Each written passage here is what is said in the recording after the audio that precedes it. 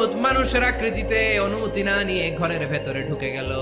ঢুকে বলে, আনা মালাকুল মাউত, আমি মৃত্যুর ফেরেশতা। তো কি চাও? জিতু আন আকবাদা রূহাক, আপনার রূহ কবজ করতে আসছি। কিন্তু মুসা আলাইহিস সালাম দেখতেছেন দিব্য একজন মানুষ, আবার সালাম দেয় নাই, অনুমতি নিয়েও ঢুকে নাই।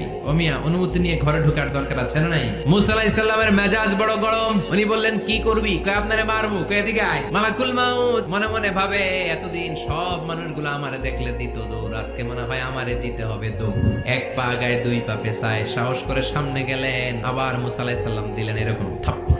ফাসাক্কাহু ফাফাকুয়া আইনা, বুখারীর বর্ণনা, এক থাপ্পড়ে চোখ নাই, এক দৌড়ে আল্লাহর কাছে। আল্লাহ বললেন, রাখো। এটা মুসা আলাইহিস সালাম, তার মেজাজ বড্ড গরম, আমাকে কথা বলতে হবে। আল্লাহ বললেন, মুসা, বুখারীর বর্ণনা, গরুর পিঠের উপর হাত রেখে দাও। তোমার হাতের নিচে গরুর যত পশম, প্রত্যেক পশমের বিনিময়ে এক এক বছর করে হায়াত বাড়িয়ে দিলাম। মুসা আলাইহিস সালাম অনেক চালাক নয়। উনি বললেন, আল্লাহ, আমার হাতের নিচে যদি গরুর 2000 পশম থাকে, তার মানে 2000 বছর হায়াত বাড়িয়ে দিলেন, কিন্তু এক্সট্রা হায়াত যখন শেষ হয়ে যাবে এরপরে কি হবে?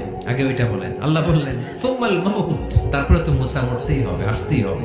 সাইয়েদনা মুসা আলাইহিস সালাম বললেন, ফাল আনা, তাহলে আর দেরির দরকার নাই, এখনই আমি আপনার কাছে চলে যেতে চাই। মালাকুল মাউত মুসা আলাইহিস